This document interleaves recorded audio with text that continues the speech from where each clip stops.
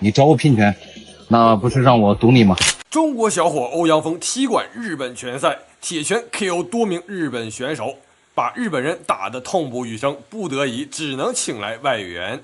来自荷兰的美丽人狼达里尔·维尔东克是 K1 擂台的重炮终结者，以凶悍猛攻和超50%的 KO 力。达里尔·维尔东克外表温文，一旦登台便化身美丽死神，以灵巧步伐、爆发力和重拳制造100 KO， 追求速战速决的暴力美学。这场对战，他也是应了这个日本选手的请求，来当做这个日本选手的支援，来挑战欧阳锋。咱们的欧阳锋号称中国小吸毒、中国战神 ，K1 金腰带卫冕王，以16战16胜、16 KO 的不败神话，将中国力量刻入世界格斗史册，是中国70公斤级的领军人物，职业生涯16战16胜、16 KO， 被日本是誉为亚洲新皇帝。首回合10秒轰翻对手，3次5秒惊雷炸响全场，擅长卡夫踢累积伤害和组合拳打出这个组合技，凶悍，非常凶悍。好，我们废话不多说，来看第一回合，双方第一回合上来就打得非常凶啊，两边的这个打法，这个选手的这个性格啊，这个拳商都是有点相像的。这个达里尔也是一个非常凶狠的这个选手，虽然说看起来啊比较温文尔雅，但是内心里啊像一个人狼一样，打得非常有野性。那么咱们的欧阳锋打法也是偏向于组合技加上这个卡夫踢的这个组合，去用这一套来击败对手，他的胜率非常之高啊。我们可以看到现在双方啊一开始就是进行一个高强度的对轰，哎呦，这个双方选手真是寸土不让，哎呦，一拳直接击倒读秒。达里尔有点懵，一上来就制造了这个一个意外的这个击倒。达里尔现在要被读秒，正好也是可以看到达里尔也是蹭着这个读秒的时间来恢复这个体力，非常精明的一个角色。好，我们继续来看。欧阳锋ということになります。左のジャブを刺す欧陽锋。インローはダリルフェンドが少し逆されているか。左ボディ。ここ連續的後手。また右だ。ダリルのパンチもあるんですね。ワンツーダリルフェンドッグ。まだわかんない。パンチ死んでないですよ。左対して欧陽锋が右。欧阳锋打得特别耐心啊，可以适当的控制。好，达里尔一个跳踢，直接一个摆拳，哎呦！差点 KO 掉这个欧阳锋。欧阳锋这一场打得非常凶险，两边一上来就是开始重炮轰击对手，两边选手打得都非常的凶狠。场上的形势变化，这个你给我一拳，我也还你一寸，以眼还眼。注意头部的保护。欧阳锋差点被毒秒，不过还好，双方选手都是经历过大场面的人，很快恢复过来，对选手继续对轰。这个双方选手打的真是非常凶狠，哎呦，又是爆拳，直接连续的这个炮轰。达里尔的这个组合拳啊，两边这个基本上就是没什么太大的章法，就是对着对方的脸啊，对着看谁的拳头更硬。又是一个击倒，欧阳锋又把这个这一拳啊又给还回来了，连续的炮拳，哎呦漂亮！达里尔反击，卡夫踢。不错，好，双方这个僵持一会儿，再次轰拳。这场比赛啊，看的真是非常的过瘾。一上来双方就是高强度的对轰，13秒钟。哎呦，这个大飞脚！对手的转身动作特别多啊，今天。达里尔被看起来还是，哎呦，这个欧阳锋啊，也是你给我一拳，我就给你一脚，跟我拼拳啊，你只能被读秒。欧阳锋这个双方打出来，还打出来这个兄弟情谊了，太精彩了，兄弟们！第一回合战斗结束，精不精彩？觉得精彩。英雄总是这个惺惺相惜啊！你找我拼拳，欧阳锋这个正面对抗啊，那我必须敬重你一分。好，那第一回合战斗结束，让我们来看一下第二回合。现在读秒是2比1。第二回合，あのターン奪い返しました。左ボディ中少。欧陽鋒前蹴りからストレート、いや右。欧陽鋒連續的重拳。看来欧陽鋒也不想打满啊。お互いリング中央左のストレート。前蹴り。そしてローダリルフェルドンク。左のフック。欧陽鋒がサイドステップからダブルのジャブでいく。ダリルフェルドンクが右ミドル。前蹴りから踏み込んでくるのがダリル・フェルドンク、アッパーを見せた左フックを返したダリル・フェルドンク、そして左のはい肩口へ、左のフックも強いですからね。パンチョキックのコンビネーションを見せますダリル・フェルドンク、そして入ってきたパンチョ連打、哎呦，要小心啊！左右右ワンツーダリル・フェルドンク。对手的这个荷兰 X 进攻的方式啊，确实是变化比较多，连续的低扫。なんか欧陽平は欧阳锋的近身顶膝，啊，不能箍紧啊！ダリル・フェルドンクが少しバックハンドブロー回転系を見せてますね、ここまでは。好，第二回合又是凶狠的对轰。哦呦，好久没有看到这种飞人的这个高强度对轰了。双方都是毫不吝啬自己的力量，非常凶猛的向对手招呼自己的拳头。我们可以看到欧阳锋这边的出拳非常的迅猛，达里尔这边则是想用这个通过搂抱来压近与这个欧阳锋的距离，同时也是为自己缓一下这个喘息时间。我们可以看到欧阳锋这个拳头是要比这个达里尔更凶猛一点啊，体格上欧阳锋就要占据一个优势。这边达里尔的这个状态有点不太好，适当控节奏，可能也是第一回合被击倒的次数要比欧阳锋多。欧阳锋的这边状态非常不错。控一控是而且节奏也是把握到自己手里，漂亮基辅拳，每次也是看起来啊，每次都是自己想要主动拼拳，我先找你打啊，我就跟你打，我不想跟你打，我就后退，节奏是把握在这个欧阳锋手里，而且欧阳锋的这个卡夫踢加上这个组合拳的这个技巧啊，相当不错，也是把达里尔非常的克制，速度特别快，达里尔这个一脚侧踢，但是没什么伤害，漂亮组合拳接扫踢。膝を入れます。左のインロー。さあこれをじわじわと効かせているのはダリル・フェルドンクの方ですが、ワンツースリーオーヤンフェン。オーヤンもパンチいいんですけどね、ちょっと盛り返してきましたねダリルが。アッパー届かないオーヤンフェン、左右ワンツー。いいオーヤンもいい。ワンツー返すダリル・フェルドンク。そしてインロー上下散らしてくる。なんかフェルドンクってそんな体大きくないけど前に出る力強いですよね。好，又是一回合战斗结束，双方这个还在对轰，打得非常过瘾，给双方打过瘾了。好，这个比赛确实是非常激烈啊！双方这个对轰真的是非常不敢喘气了啊！第二回非常凶啊！你看这个达里尔长得也是非常接近，非常的这个文雅啊，但是这个打起拳来就看第三回合了。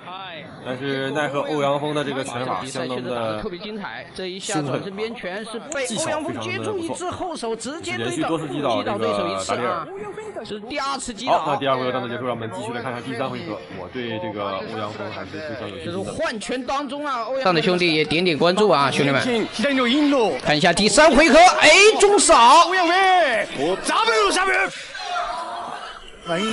这时候欧阳锋一定要稳住啊，防守上千万不能松懈啊，对手的这种重击能力也特别强。そしてジャブからショートアッパー、右フックを返すダリル・フェルドンクです。前蹴りはオーヤンフェン、ボディ左のジャブを刺してフェルドンク、お互い至近距離打ち合い上等。中方的硬换后手，好的，哎，这一下自己滑倒了。好，双方还在换拳，双方在这个换的过程当中还有互有命中，但是感觉这个欧阳锋的命中率要高一些。欧阳锋这边拳法非常的不错，连续的这个组合技，他打的这个组合技非常多啊，每次基本上都是出拳要出脚，还有最后2分钟能不能做到 KO？ 欧阳锋哎，这边接这个膝顶，接前摆，顶膝接前摆。欧阳锋的这个技巧相对达里尔来说还是非常的优秀的。改拳，击拳，哎呦，继续对轰，非常的凶猛。对手的顶膝，还有1分半钟，不到。两人体能的消耗都非常的巨大，非常巨大。哎呦，小心防守。然后欧阳锋继续防守，猛攻。达里尔的状态不是很好，体力消耗的应该是差不多快要见底了。非常明显。欧阳锋的体能下滑也非常明显。哎，漂亮！连续摆拳，勾拳，连续勾拳。哦呦，这个直拳，哦呦！我看维尔东科他打得非常放松，这个看起来欧阳锋打的还是比较放松的。但是赛事前顶，的身体也有点软了。其实看得出来啊，双方的这个身体也都有点软了，已经是体能已经是变得勾拳，好的，哎呀，漂亮！前手摆拳的反击，前手摆拳的反击后手。哎呦，再来！双方近身的这种拼刺刀非常的消耗体力啊。对手的一个跳膝，对手一个跳膝，问题不大。最后的20几秒钟啊！最后的20几秒，打出更多的有效进攻啊！这个时候更是要在这个时候更不能泄气啊，要打出更多的这个进攻，有效进攻，进行一些战术上变化。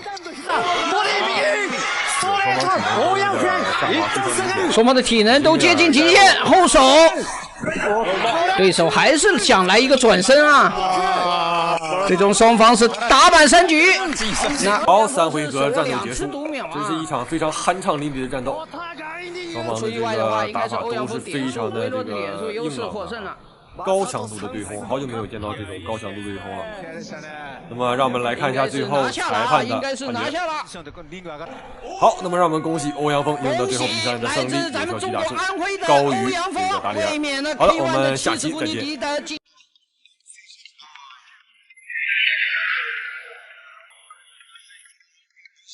你敢相信吗？泰森已经年近60，但是他这依然愿意站在拳台上面对年轻对手的挑战。他的坚持和勇气赢得了全世界拳击爱好者的尊重。正如泰森自己所说，我不觉得我已经58岁了。当我在健身房里和这些年轻人对抗，我反击他们的时候，你觉得我像58岁吗？这场比赛是一场传奇之战。这场比赛不仅是一场商业上的巨大成功，也是一场专业传奇的对抗。这是一场跨越时代的拳击对决。58岁的拳击传奇迈克尔·泰森将与27岁的华人拳手杰克·莫斯展开一场备受瞩目的大回合较量。这不仅是拳场上更是传统拳击精神与现代流量经济的一次深度对话。让我们共同期待这场惊艳与流量的终极对决。随着裁判一声令下，比赛正式开始。第一回合，泰森显然战势不动，就像一位老练的猎人，迅速逼近年轻的保罗，连续的组合拳试探对手反应。我们可以看到泰森出拳精准度依然惊人，他的闪避幅度精确到厘米，这不是简单的计算，而是他前4倍击中后大脑生成的自动程序。泰森的肌肉记忆仿佛为他回到了巅峰时期，他的总护拳依然带着恶语摆尾的力道，让整个观众席为之沸腾。而保罗显得有些紧张，面对传奇拳王的压迫，他主要依靠灵活的脚步和自拳进行防守。不过在回合中呢，保罗抓住泰森进攻的间隙，突然以总护拳击中泰森微微晃动，他迅速调整状态，继续向对手施压。这回合的泰森展现出了惊人的体能和意志力，他似乎在向世界证明，我不需要被特殊对待，我依然可以像当年那样继续战斗。第3回合，比赛开始出现了明显的转折，泰森的体能开始下滑，他出拳频率和力度都有所减弱，而保罗抓住机会开始加强攻势，他的刺拳和连续组合拳连续击中泰森，让这位传奇选手第一次在比赛当中落尾为下风。我们可以看到泰森虽然依然努力在练，但是他的动作开始变得迟缓，年龄差距在这一刻显得尤为明显。保罗则利用年轻的优势，不断变换手法，寻找击中泰森的最佳进攻。这一回合，保罗展现出了以往的不同的竞技状态，他的进攻更加果断，防守更加严密。第5回合，保罗彻底掌控了比赛节奏，他的刺拳连续击中泰森，甚至让泰森逼近身边，用一重拳让泰森显然倒地。这个回合的泰森虽然努力，但是他的出拳速度一直大无前，而保罗越战越有力量都有所提升。比赛进入了一个新的阶段，保罗开始主导比赛，而泰森则依靠经验努力坚持。保罗突然上步，连续左右摆拳误对泰森，让这位传奇选手再次陷入被动。泰森的每一次坚持都在提醒着我们，真正的拳击精神不在于胜负，而在于他永不言弃的开始。此时，令人惊讶的一幕发生了，保罗突然停止进攻，向泰森鞠躬致意。这一举动赢得了全场观众的掌声，也展现了一个新生代的年轻拳手的风度和尊重。毫无疑问，最后泰森还是输掉了比赛，但是他的眼神依然坚定，仿佛在说：“我虽败犹荣，但是我的战斗精神永存。”最后，裁判宣布保罗以79比73的点数优势获胜，比赛落下帷幕。我们见证的是一场真正的拳击精神的风暴。光臂围飞起来，打开了。中国小伙将300斤外国壮汉举起5米高，一招罕见飞天抱摔，差点将外国选手直接干骨折，裁判更是当场吓呆。OK， 观众朋友们，迎面向我们走来的是来自于巴西的号称碎炉手的拳王伊塔罗·冈萨尔维斯。可以看到这位选手表情是非常的自信啊，面对观众的互动可以说是不屑一顾。这场比赛前，他更是狂妄宣称要把中国的选手的脑袋直接开瓢，并且他还做出捂鼻子的动作，挑衅中国人，称中国人让他感到恶臭，要赶紧终结中国选手，赢钱回家。不过这一次，我只能说巴西拳王这一次碰到了硬茬子，他的对手是来自于咱们中国的张立鹏。说起张立鹏，想必很多人都感觉有点陌生啊。他是中国综合格斗的重量级最强拳手之一，散打出身的他曾征战过 UFC 的擂台，饱经战斗洗礼后，技术也是变得十分的全面，无论是站立技巧还是地面技巧，都有是出神入化的程度。好，那比赛也是正式开始，我们闲话少叙，一起来看一看双方选手的对决。我们看到伊塔洛这个耳朵呀，我们可以看到这个伊塔洛的地面也是非常强，果然是一上来就想进入地面啊，进入这个巴西拳手伊塔洛最擅长的地面缠斗，一上来就抱这个张立鹏的腿，张立鹏的这边站立技巧也是稍逊于这个伊塔洛，一上来就被直接抱摔，伊塔洛直接跟这个张立鹏进行一个地面啊，要打一个核心。张立鹏这边，哎呦，用脚来锁对面的头吗？哦呦，这是用到了一个非常特别的一个锁技。这个上位的巴西选手伊塔洛啊，身体和张立鹏贴得特别紧，对，所以至少是没有办法。虽然这边伊塔洛占据上位啊，但是他目前这个姿势啊，这个被张立鹏是完全锁住，是没有办法做出太多的这个变化啊，身体体位变化。好，那时间也是太长了啊！在牵制，对，不管谁只要是稍微有漏洞，对方都可以变化。是，大鹏这个动作呀，就刚刚的这个防守，我们经常会看到，低扫。这边张立鹏要跟这个伊塔洛打一个牵制，哎，又要进地面吗？张立鹏躲闪的非常迅速，哦呦，反身压上，漂亮，哦呦，张立鹏这个反应非常的迅速啊！反身直接压住，不愧是经过这个各种 UFC 啊，之前各种赛事的洗礼的人啊，也是见过很多大场面。这个格斗技巧也是变得相当全面。张立鹏的这个格斗技巧啊，又得到了精进。这张立鹏在上位，看起来要把这个胳膊进行一个改变一个位置，这胳膊被锁住了。挥也不错啊，对，大鹏要注意手指。好，这边要注意体位。哦呦，这是要干什么？举起来！哦呦，这一下直接砸干对手，漂亮！这300多斤的这个伊塔洛被对面像拎小鸡一样直接拎起来，抱摔在地上。哦呦，这一下伊塔洛有点难受了。张立鹏的这边的力量真的是非常的强大啊，非常的不错。一套啊，是，其实刚才那个动作已经非常危险了。伊塔洛这一波啊，相当危险。现在，哎呀，双方在互相捶小拳拳哦。现在看起来张立鹏还是要借机啊，去挪动一下自己的位置。哎，手抽出来了，好，又被锁住了。哎呀，毕竟这个手还是要撑在地上啊，核心不能核心不发力。伊塔洛要始终保持能控制住张立鹏的一只手臂。这边张立鹏的一只手臂是始终被这个伊塔洛控制的啊，这样的话。而且腰部在被锁的情况下，伊塔洛目前还是可以撑住的啊，还是可以跟这个张立鹏去耗的。这边张立鹏不知道是不是要故技重施。好，他的手位置腾出来了。这边伊塔洛还是继续用腿部来限制这个张立鹏的这个，哎呦，小心一点，不要被锁住头部。这个如果要是被伊塔洛的这个腿直接锁住头部的话，这个十字固就当场成型了，会掉入对手的陷阱啊！看又来，大鹏非常聪明啊！防守是不错啊，对，是不错。哎，好，这边张立鹏站立砸拳，哦呦，这边直接砸拳，不给对手机会。张立鹏的双手继续被锁住，哎呦，又被锁住了。伊塔洛这边的地面技真的是非常的难缠。张立鹏砸拳，哎呦，再来一个砸拳，哎呦，这下，哎呦，再来，哎呦，再来，哎呦，伊塔洛这边被打的这个面如猪肝啊。这样耗下去的话，伊塔洛肯定是不行的。哎呦，再来砸拳，对手直接被砸干了。现在双方的体力都已经有点见底了，再来一砸拳，伊塔洛这边看起来劣势是相当大啊，被摁在地上砸。你喜欢地面缠斗啊，那我就砸你啊。好，那第一回合战斗结束。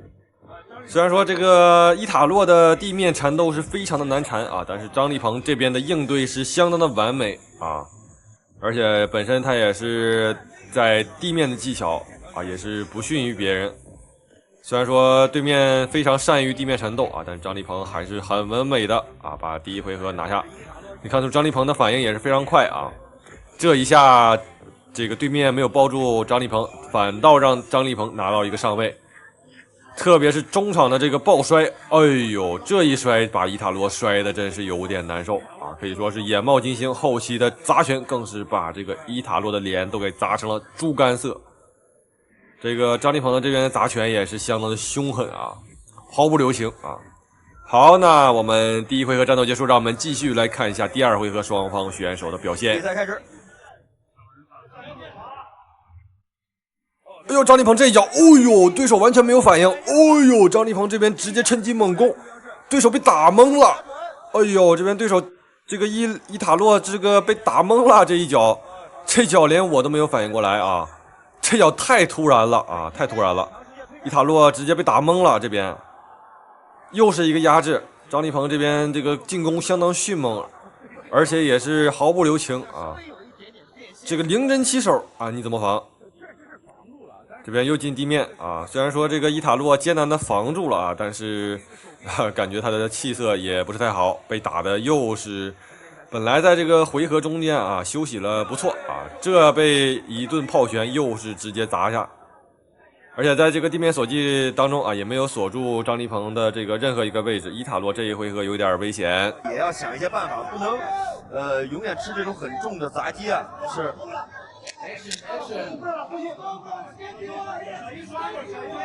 我们看到伊塔洛的头部可能稍微有点出血，是因为肘击的缘故。又是肘击。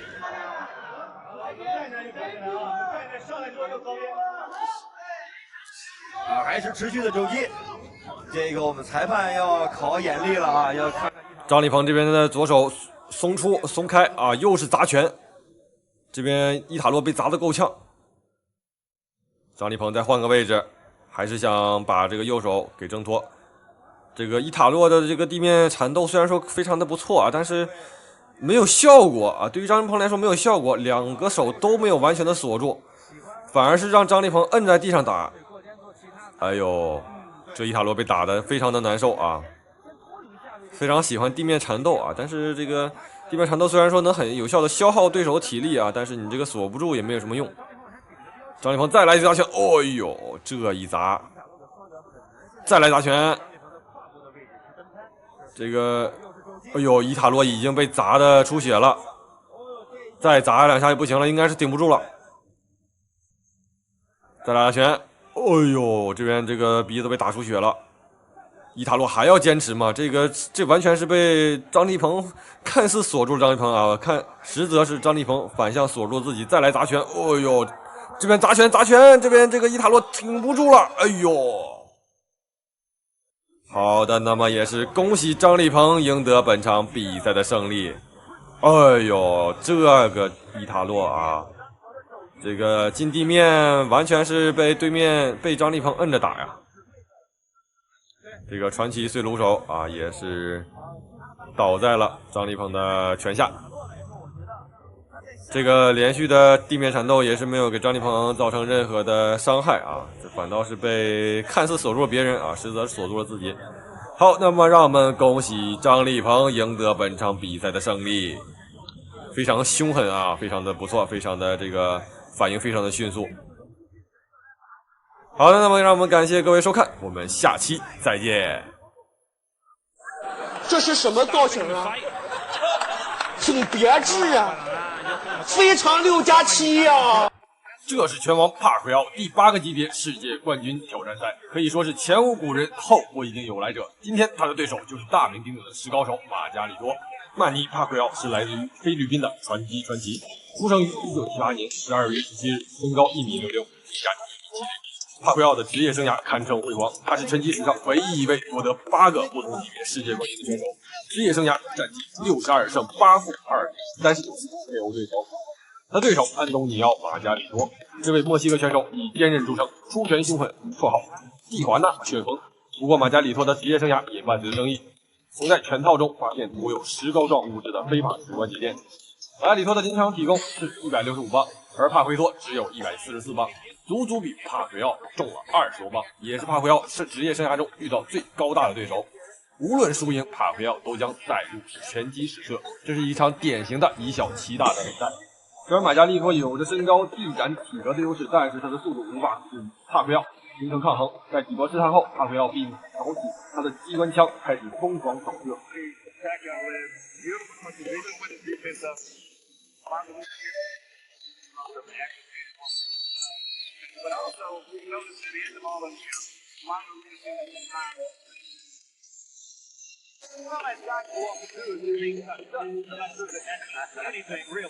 Pacquiao now getting a little distance between himself and Margarito in CompuBox numbers.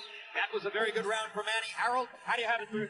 几个回合之后，马加利托就已经被帕奎奥打成了眯眯眼，但是他的抗击打能力一如既往的变态。面对着帕奎奥如此强大的火力，依旧是不要命的无限平推。闪躲是个什么东西？他不需要，防不住了就直接用脸硬顶，真是非常莽夫的一个选手。马加利托心想，我就不信你能把我打成屎。虽然马加利托的这个反应如同蜗牛，但是他的力量还是给帕奎奥造成了不小的威胁。毕竟他的体格就摆在那里，两人有着20多磅的体重差距，每一拳的分量可想而知。中间的几个回合，马加里托多次将帕奎奥压到 A 层边，连续打出重击，这也让帕奎奥吃了不少骨头。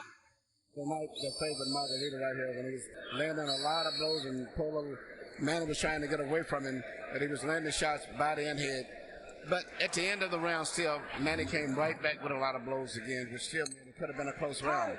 Because that was the only really good flurry for Margarito. But I think Margarito should have won that round. Pacquiao's racking up some astonishing numbers, though. 39 power punches landed in that round.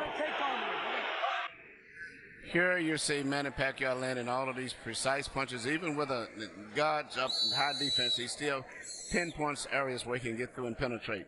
But to me, the perfect fight is the way he fought the last round, punching, moving in and out, taking advantage of that great fight. As I was sitting, I thought that Pacquiao had the edge. He said, Emmanuel, he may have the edge, but it's going to be a hard fight.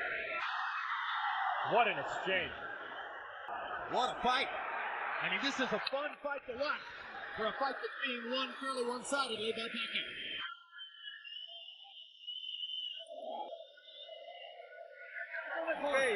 Okay. But don't let him go away, Tony. Don't let him. 第8回合过后，马加利托一直处于被动挨削的状态。马加利托的面部无差别死角被整了个遍，但他就像是打不死的超级小强，无论是帕奎奥怎么霍霍，就是不倒，这让帕奎奥都打得有些于心不忍。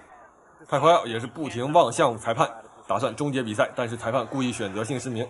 帕奎奥为了尊重对手，不得不拼尽全力，狠狠地暴打马加利托。It's the same thing. It's the same thing. Tony. Damn. No, forget about that. You've got to get in close. Let a guy miss, catch him with a punch, let him miss, hit him with a punch again. A lot of guys will let guys miss punches, but they don't take advantage of it the way that he does. If he was back to the ropes and being hit or something, it'd be different. But at this stage here, he's out being out punched, but the referee has to have a few more seconds before he can stop. Emmanuel, he's rearranging Margarito's face, and it may never look the same again. 比赛到了第11回合，还剩1分多钟，帕奎奥再次望向裁判，裁判终于叫停了比赛。马加托利终于熬到了这一刻，不料裁判看了一下他的伤势，却说这还能看得见，继续加油，我相信你是最棒的。此时马加蒂托其实心中10万只草泥马不知当讲不当讲啊，无奈还是选择了继续。不过接下来帕奎奥还是明显收手。帕奎奥在赛后采访中说道：“拳击不是为了杀人，我不想让它造成永久性的伤害。”最终双方打满12回合，帕奎奥以大比分的优势击败了马加利托，成为了8个级别的世界拳王。而马加利托整个人都不好了，他的眼睛险些被打瞎，赛后更是直接去了医院。别在那嘚瑟了。中国蒙古壮汉一个眼神就吓得日本拳王不敢动弹，场面实在是十分滑稽搞笑。原因竟是赛前日本格斗冠军增田裕介赛前辱骂中国选手一身肥肉，顶着不可一世的嘴脸恶意挑衅。中国熊猫敖日格勒下定决心要在擂台上好好教训一下这个嚣张的日本人。敖日格勒是来自中国蒙古格斗界的一位新星，他在擂台上一向以实力碾压对手，拥有着超强的攻击能力，在拳台上就像坦克一般横冲乱撞。而且身于蒙古族的他有天生与生俱来的摔跤天赋，总能把对手揍得心服口服。这次日本悍将挑衅中国选手敖日格勒，那算是惹错人了。这场比赛我们就来看看中国功夫熊猫敖日格勒如何暴揍嚣张的日本拳王增田裕介。好的，各位亲爱的观众朋友们，比赛正式开始。这场比赛是增田裕介与中国功夫熊猫敖日格勒的第一场比赛。好的，一开场我们可以看到增田裕介在干什么？他正在绕着这个敖日格勒进行一个转圈儿。看起来这个大家可以看到啊，这个敖日格勒离这个增田裕介啊，日本选手的增田裕介体型要大上一整圈啊，实在是非常恐怖。那日本选手这个体格也算是非常强壮啊，200多斤，但是在在敖日格勒面前啊，他就像是一个小玩具，像鸡一样啊。那么这个看起来也是玩起了小心思啊，增田裕介想要通过绕圈这个跟这个敖日格勒啊进行一个体力的消耗，但是很明显敖日格勒并不上当，还站在台中间死亡凝视增田裕介，凝视着他的小把戏啊。敖日格勒一下就被搞得尴尬住了啊，这时候裁判也上台。增田裕介的这个行为啊，没有威胁到这个敖日格勒，反而是让他自己吃了一张黄牌啊，非常尴尬。这个比赛必须你要进攻啊，对吧？你不是来跑马拉松的，你要跑的话，那你还打什么拳赛，对吧？你跟这个敖日格勒玩跑马拉松得了。好的，那么一上台，增田裕介还是进行躲闪，他根本不敢跟这个敖日格勒进行正面对决啊。赛前骂咱们中国选手敖日格勒是个死胖子、死肥猪啊，嚣张至极，挑衅中国人。那到比赛见真章的时候啊，又开始绕着这个咱们中国选手走啊，那小日子的这个嘴脸啊，我们由此可见一斑。By the way, he wants to Arugula to chase him like that. Yeah. 哎呦，这边增田裕介找到一个机会，冲上前去爆准啊，爆中敖日格勒。敖日格勒这巨大的体型岂是他能这个撂倒的？敖日格勒给他准备来一个断头台，哎呦！但是仓促之间，这个断头台可能不是很成功。敖日格勒没有锁住增田裕介，看起来增田裕介的这个空间还是很大，还是能挣脱的。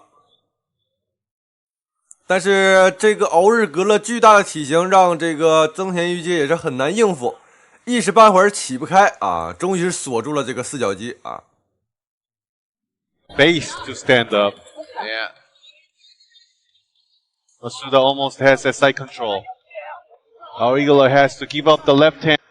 好，这边增田裕介找到机会挣脱出来，对着敖日格勒的头就是一顿猛砸。敖日格勒迅速翻身，压在对手身上。哎呦，这个反应非常快啊！小样直接压死，体重压制，兄弟们，这就是体重压制。敖日格勒体重太大了啊！单纯靠体重都能压死这个小日本，这个小日本想跟这个咱们的敖日格勒近地面啊，真是非常的天真。Oh man! On top of Arugula. Maybe you don't want to go to the ground with Arugula. Arugula also, he has a submission win. He knows how to. 奥日格勒这边已经把全身的重量都压在了这个日本选手身上，可以看到日本选手现在着急的正在直蹬腿儿，哎呦，而且脸色已经开始有点发紫了啊！这个重量压在身上实在是受不了。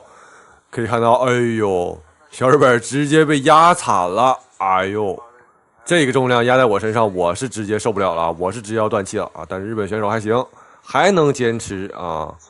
经过不断调整，那奥日格勒终于成功拿到7成位。哎呦，增田裕介既要接受这个暴风雨般这个拳头的洗礼了，这个7成位。哎呦，奥日格勒抓到机会，直接狂砸。增田裕介这边受不了了，赶紧背对调整姿势。Back, he's rolled over, he's better. Controlling the wrist nicely. Masuda had that one chance, but he couldn't make it up to it.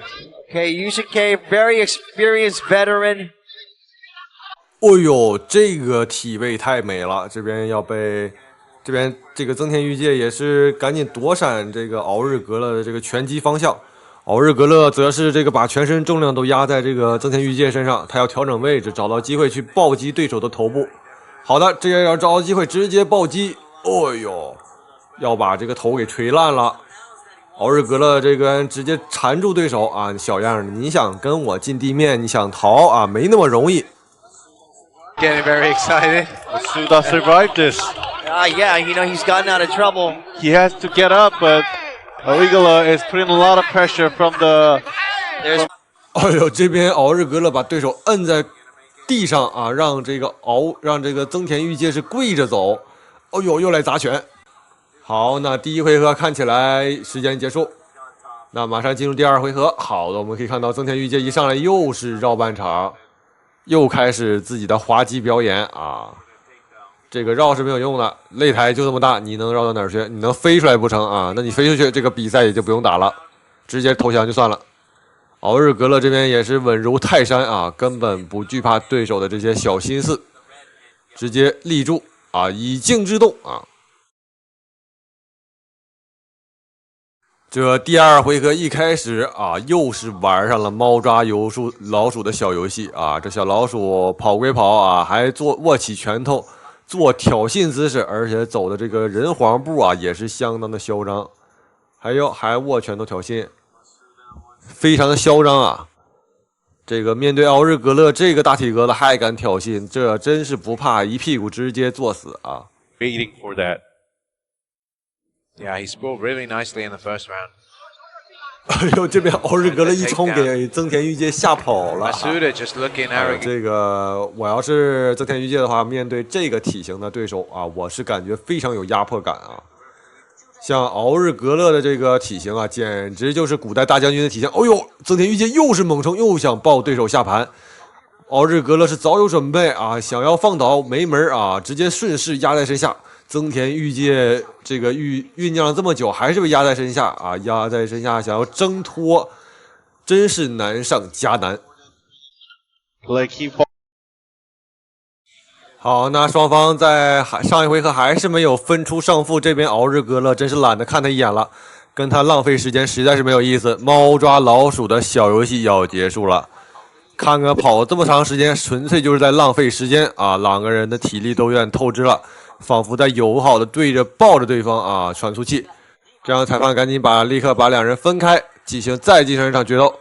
奥日格勒这边再次跟对手打一个站立啊，看看奥日格勒这边要进行什么样的应对。跟对手浪费时间浪费的太久了啊！猫抓老鼠过家家的小游戏要结束了啊 Just got so much weight behind it. It doesn't really matter. Whereas Masuda, he's got to put some strength. 这边奥日格勒意识到必须得速战速决了，这边突然一个重拳直接击中对手下巴，挨了2拳之后直接跪倒在地，不行了啊！裁判见此立刻阻止奥日格勒终止比赛。怪不得这个增田裕介一直不敢跟这个奥日格勒正面拼拳啊，太吓人了！这个拳头一拳直接打进医院了啊！围了一片的医务人员，看起来这次不进医院是不行了啊！这顿胖揍不知道以后这个日本选手还敢不敢嚣张了啊！好的，那么让我们恭喜一下奥日格勒赢得本场比赛胜利，非常精彩的一场比赛。感谢各位收看，我们下期再见。还有摔跤加上地面砸拳3位一体，尤其擅长高扫爆头和组合拳终结，被拳迷称为 KO 男神。好，那这场比赛也是对战来自，下期再见。